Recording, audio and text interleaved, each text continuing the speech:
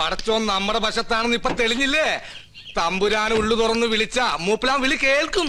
ഇനി ആ കൊട്ടാരത്തിലെ കിരീടം ചെങ്കോലും കൂടി കിട്ടിയ നമ്മുടെ പകരം കണ്ട ആരെ? നമ്മുടെ സുലൈമാൻകുട്ടി പഠിക്കുന്ന കോളേജിലെ ക്യാൻറ്റീൻ നടത്തുന്ന ദജ്ജാലിലെ അഗസ്റ്റിൻ നമ്മൾ കണ്ടില്ല. ഓൻ കിരീടം ചെങ്കോലും പൊക്കിത്തരാന്ന് പറഞ്ഞ് 19,000 രൂപ അടിച്ചിട്ട് മാസം 5 ഓന് കൊട്ടാരത്തിലെ പൂശാരിയെ പരിചയമുണ്ടെന്ന്. അത് കിട്ടിയിട്ട് എന്തിനാ? തലയിൽ വെച്ച് നടക്കാനോ? ഗൾഫിലെ സുബൈറിന് വിറ്റ ലക്ഷങ്ങൾ ഉണ്ടാക്കാം. ഇതൊരു ബിസിനസ്സാ. ഈ കള്ളക്കളിയൊക്കെ നിർത്തിക്കോ. പോലീസ് അറിഞ്ഞാ പിടിച്ചാകും. അതൊക്കെ സർക്കാരിന്റെ മുതല. ബാപ്പ പോയ ആരെന്തായി? ജയിച്ചടാ മോനെ, കേസ് നമ്മൾ ജയിച്ചു. ആഫീസിൽ ഇരുന്നിട്ട് ഇരിക്കപ്പുറത്തില്ലാണ്ടായി. കൊച്ചപ്പ നിങ്ങൾ ചന്തലോട്ട് ചെല്ലി 4-5 കോഴി എന്ന് ഇറക്കണം. കോഴി എന്തിനാണ് നമുക്ക് മുട്ടനാടിനെ പഠിക്കാം. ഇന്ന് കേസ് ജയിച്ച ദിവസമല്ലേ? അതെ. ഇന്ന് ആട്ടർച്ചി ബിരിയാണി കച്ചപ്പറും പപ്പടവും. വല്ലാത്ത പഹയന്മാരെ തൊള്ളത്തോറൊരുത്തര് കൊയ്യ ഒരുത്തര് മുട്ടനാട്. കൊച്ചാപ്പ ഈ കൊച്ചാപ്പക്ക് പിള്ളേരുടെ സ്വഭാവോ? ചിലത്തുണ്ട് പിള്ളേരുടാ. നബീസു കേസ് നമ്മൾ ജയിച്ച്. നീ പഞ്ചായത്ത് കളിക്ക് കുറച്ച് സർവത്തിട്. ആ നബീസ, മാളവിക എവിടെ? എടീ, എല്ലാവരുടെയും സന്തോഷം കണ്ടില്ലേ? കേസ് നമ്മൾ ജയിച്ചു. എന്റെ അച്ഛൻ തോറ്റു അല്ലേ? കണ്ട തന്തേനെയും ബന്ധുക്കളെ ഇപ്പോഴും മറക്കാൻ കഴിയില്ലെന്ന് മനസ്സിലായില്ലേ? ഇതാണ് രക്തബന്ധം എന്ന് വെച്ചാല്.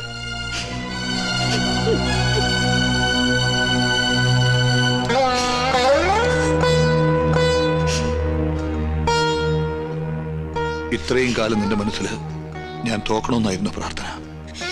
ഞാൻ കൊട്ടാരത്തിൽ നിന്ന് ഇറങ്ങി പോന്ന ശേഷം അവിടെ പരാജയം മാത്രമേ ഉണ്ടായിട്ടുള്ളൂ. ഇതെല്ലാം മനസ്സിലുണ്ടായിരുന്നെങ്കിൽ പിന്നെ എന്തിനാ വക്കാലത്ത് ഒപ്പിട്ട് തന്നതും കേസ് നടത്താൻ സമ്മതിച്ചതും? അത് ഇവിടുത്തെ ഒരു തീരുമാനത്തിനും എതിര് നിന്ന് ശീലമില്ലാത്തത് കൊണ്ട്. ഇപ്പൊ തന്നെ 7 തലമുറയ്ക്ക് ജീവിക്കാനുള്ള സ്വത്തുണ്ടല്ലോ. പിന്നെന്തിനാ കൊട്ടാരത്തിൽ നിന്നും പിടിച്ചു വാങ്ങുന്നത്? നമുക്ക് ഒരൊറ്റ മോനല്ലേ ഉള്ളൂ. എന്റെ ഈ കാലിന് വില പറയുകയാണ് ഞാൻ. നിന്നെ സ്നേഹിച്ച കുറ്റത്തിന് എന്റെ ഈ കാല് തല്ലി ഒടിക്കുമ്പോ അരുതേ എന്ന് ഞാൻ കേണപേക്ഷിച്ചു. അന്ന് കൊട്ടാരം തമ്പുരാക്കന്മാരുടെ ഒന്നും കണ്ണിൽ ചോര ലവലേശം പോലും ഇല്ലായിരുന്നു.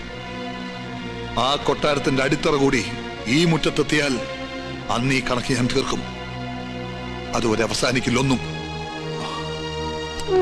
നിന്റെ കൈയും പിടിച്ച് അന്ന് ഞാൻ ഈ മുറ്റത്തുനിന്ന് കയറുമ്പോ സമുദായ പ്രമാണിമാർ പറഞ്ഞു നിന്നെ ഇസ്ലാമാക്കണമെന്ന്.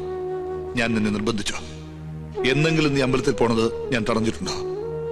തിരുവാതിരയും വിഷുവും ദീപാവലിയും നമ്മൾ ഒന്നിച്ചല്ലേ ആഘോഷിക്കാറ്? ഞാനൊന്നും മറന്നിട്ടില്ല. ഒന്നും മറക്കാതിരിക്കാനാ പറയുന്നത്. കോടതി വിധി പ്രകാരം കിട്ടിയ സ്വത്ത് എനിക്കും എന്റെ മകനും അനുഭവിക്കാനല്ല, അപമാനിക്കാനാ. കൊട്ടാരക്കെട്ടിലെ തമ്പുരാക്കന്മാരെ അപമാനിക്കാൻ മാത്രം എനിക്ക് നിന്നോട് പറയാൻ ഒന്നേ ഉള്ളൂ. തടയരുത്. ഇതിലിപ്പോ അത്ര ദുഃഖിക്കാനൊന്നുമില്ല. ഹൈക്കോടതിയുടെ മുകളിൽ വലിയൊരു കോടതി അങ്ങ് ഡൽഹിയിലുണ്ടല്ലോ. ഇനി നമ്മുടെ അടുത്ത നീക്കം അങ്ങടായിക്കോട്ടെ. എന്തേ വേണ്ട, കേസും കോടതിയും ഈ വിധിയോടെ അവസാനിച്ചു. ഇനി ഏത് കൊടികെട്ടിയ വക്കീല് വന്ന് സുപ്രീം കോടതിയിൽ വാദിച്ചാലും ജഡ്ജ്മെന്റ് ഇത് തന്നെ ആയിക്കൂടുന്നുണ്ടോ? വയ്യ. ഭഗവാന്റെ വിധിനിശ്ചയം മാറ്റിവെക്കാനാവില്ലല്ലോ. മക്കൾക്ക് അവകാശപ്പെട്ടത് അവർക്ക് കൊടുക്കണം. അവിടെ മാനുഷിക വൈരത്തിന് പ്രസക്തിയില്ല.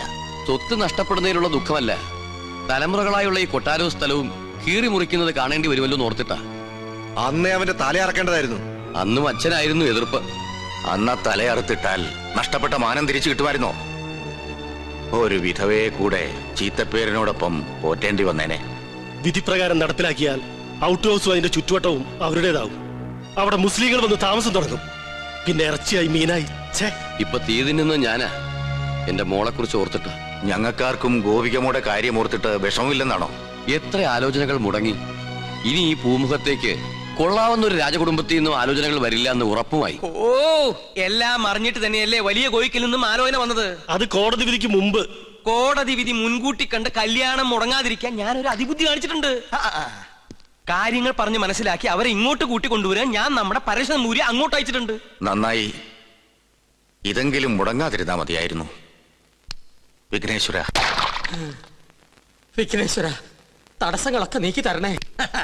തമ്പുരാട്ടി കുഞ്ഞിന്റെ കല്യാണാലോചന എത്തവണയും മുടക്കി. മഹാപാപം. ആ ചെയ്ത പാപത്തിന് പരിഹാരമായി കൊട്ടാരൻ ദേവിക്ക് 5 വെടിവഴിപാടും കഴിച്ചിട്ട് നോ വന്നിരിക്കണത്. എന്നാലും നിങ്ങൾ എന്തിനാ കല്യാണം മുടക്കിയത്? കൊട്ടാരം വക ക്ഷേത്രത്തിൽ പൂജാരി എന്ന പോസ്റ്റുമായി ദേവി പൂജ ചെയ്യാൻ തുടങ്ങിയിട്ട് വർഷം 16 കഴിഞ്ഞിരിക്കണു. ഒരു തികഞ്ഞ ദരിദ്രവാസിയായ നമ്മെ ഇപ്പൊ ദേവി ഒന്ന് കടാക്ഷിച്ചു. അതും നല്ല ബുദ്ധി തന്ന. എന്തു ബുദ്ധി? കേട്ടോളൂ, ഈ കല്യാണം കൂടി മുടങ്ങിയ വാർത്ത കൊട്ടാരത്തിൽ അറിയുമ്പോ അവരാകെ ഒന്ന് പതറും. മനസ്സ് പതറുമ്പോ കവടി നിരത്തും. കവടി നിരത്തിയാൽ ഫലം ശത്രുദോഷം, പരിഹാരം പൂജ. കൊട്ടാരം പൂജാരിയെ നോമത് യാഗമാക്കി മാറ്റും. ഒരു സ്വയംവര യാഗം. അതിലാണ് നമ്മുടെ രാജയോഗം. നോം ലക്ഷങ്ങൾ അടിച്ചു മാറ്റും. ഈ 5 ഏക്കറും വീടുന്നോ സ്വന്തമാക്കും. ഇവിടെ എന്നെ നോം രാജ്ഞിയാക്കും. അതുവരെ നിങ്ങളെ ജീവനോടെ വെച്ചേക്കോ ഈശ്വര. എന്താ ഈശ്വരൻ നമ്മ കൊല്ലൂന്ന് നിന്നോട് പറഞ്ഞുവോ? ഈശ്വരനല്ല കൊല്ലാൻ പോണത്. നിങ്ങൾ കൊട്ടാരത്തിൽ നിന്ന് കട്ടുകൊടുക്കാന്ന് പറഞ്ഞ കിരീടവും ചെങ്കോലും ചോദിച്ച് ആ അഗസ്റ്റും വീണ്ടും വന്നിരുന്നു. എന്നിട്ട് അവൻ എങ്ങോട്ട് പോയി? കൊട്ടാരത്തിലേക്ക്. കൊട്ടാരത്തിലേക്കോ? എന്റെ ദേവി! അഗസ്ത്യ! വീട്ടിൽ വന്നിരുന്നുവോ? പിടിച്ചു നിർത്ത്.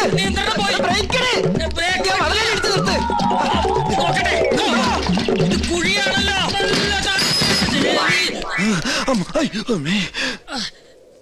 ചത്തിട്ടില്ലല്ലേ? ഇല്ല. ഇപ്പൊ ചത്തുപോയിരുന്നെങ്കിൽ ഞാൻ പറയുന്ന വിവരം കേട്ട് കൊട്ടാരത്തിലുള്ളവർക്ക് തന്നെ കൊല്ലാൻ പറ്റില്ലായിരുന്നു. അഗസ്ത്യ, ഒരു 50,000 ഉറുപ്പിക്ക് വേണ്ടി എന്നെ കൊലക്ക് കൊടുക്കരുത് കേട്ടോ. ഒന്ന് പിടിക്കുക. അഗസ്ത്യ, കൊട്ടാരത്തിലേക്ക് പോവരുത് കേട്ടോ. നിക്ക. അഗസ്ത്യ, നോ പറയണതൊന്ന് കേക്ക. വേണ്ട. അയ്യോ, താനൊന്നും പറയണ്ട. കുറെ കാലമായി താനിത് പറയുന്നു, കുറെ കാലമായി ഞാനിത് കേൾക്കുന്നു. ഇന്ന് എനിക്ക് രണ്ടിലൊന്നും അറിഞ്ഞു പറ്റും. ഇത്രയും കാലം പറഞ്ഞ പോലല്ല, എന്തിനും പരിഹാരം ഉണ്ടാക്കാം. ഉറപ്പാണോ? ഉറപ്പാ. എന്നാ പോ. എടോ, തന്നോടല്ല, നമ്മുടെ വണ്ടി പോകാനാ പറഞ്ഞത്. ഒന്നുകിൽ താൻ കൊട്ടാരത്തിൽ നിന്ന് മോട്ടിച്ചേരാൻ തന്നെ കിരീടവും ചെങ്കോലും, അല്ലെങ്കിൽ താൻ അതിനായി എന്റെ കയ്യിൽ നിന്ന് വാങ്ങിച്ച 50,000 രൂപ എനിക്ക് ഇപ്പൊ കിട്ടണം. സാവകാശം വേണം. 10 ദിവസത്തെ സമയം തരണം. ദൈവത്തോർത്ത് സമ്മതിക്കുക. ദൈവത്തെ ഓർത്ത് 10 ദിവസത്തിനുള്ളിൽ കിരീടവും ചെങ്കോലും ഹാജിമാരുടെ കയ്യിൽ ഏൽപ്പിച്ചില്ലെങ്കിൽ പിന്നെ എനിക്ക് കോളേജിൽ ക്യാൻറ്റീൻ നടത്താൻ പറ്റില്ല. എനിക്ക് വീടും പറമ്പും മേടിക്കാനും പറ്റില്ല. തരാ ഉറപ്പ. സമാധാനായിട്ടിരിക്കുക. ഗോപികമോൾ ആകെ ദേഷ്യത്തിലാ. ഈ അണിഞ്ഞൊരുങ്ങൽ അവസാനത്തെ അന്ന് അവള് പറയണേ.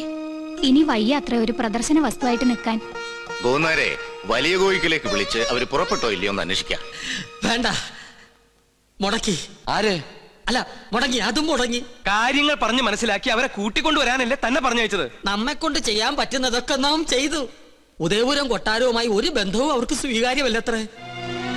അടിക്കടി വിവാഹം മുടങ്ങുന്നതും പരാജയം ഉണ്ടാകുന്നതും ഈ കൊട്ടാരത്തിന് മേൽ പതിഞ്ഞിരിക്കുന്ന ദൃഷ്ടിദോഷം കൊണ്ടും മുജ്ജന്മ ശാപങ്ങളും കൊണ്ടാ. അത് മാറ്റിയെടുക്കാൻ യാഗവും പൂജയും നടത്തണമെന്ന് പലയാവർത്തി നാം പറഞ്ഞിട്ടുള്ളതല്ലേ? കേട്ടുവോ? സമയം ഇനിയും വൈകിട്ടില്ല. 41 ദിവസം 101 കാർമ്മികരുടെ സാന്നിധ്യത്തിൽ ഒരു സ്വയംവരയാഗം. ചെലവ് നിസ്സാരം, 10 ലക്ഷം രൂപ. ഫലമോ സർവൈശ്വര്യങ്ങളും. അതും നോം നടത്തിയാൽ ഫലം നിശ്ചയം. പൂജ, യാഗം തുടങ്ങിയ അന്ധവിശ്വാസങ്ങൾ കൂടെ പൊറപ്പിച്ച പല രാജകുടുംബങ്ങളും തകർന്നിട്ടുള്ളത്. ഇവിടെയോ ഇതൊന്നും നടത്താതെയും കൊട്ടാരത്തിൽ ഒരു പൂജാകർമ്മം നടന്നിട്ട് വർഷങ്ങൾ കഴിഞ്ഞിരിക്കണു. ഒരുപക്ഷെ അതിന്റെയൊക്കെ ഫലമാണോ എന്തോ ഗോവയ്ക്ക് ശേഷം ഒരു കുഞ്ഞിക്കാല് കാണാനുള്ള ഭാഗ്യം ഇവിടെയുള്ളവർക്ക് ഇല്ലാതായത്. ഗോന്നാരെ, ഗുരുവായൂരിന്ന് വാസുദേവ നമ്പൂരിയെ വരുത്തുക.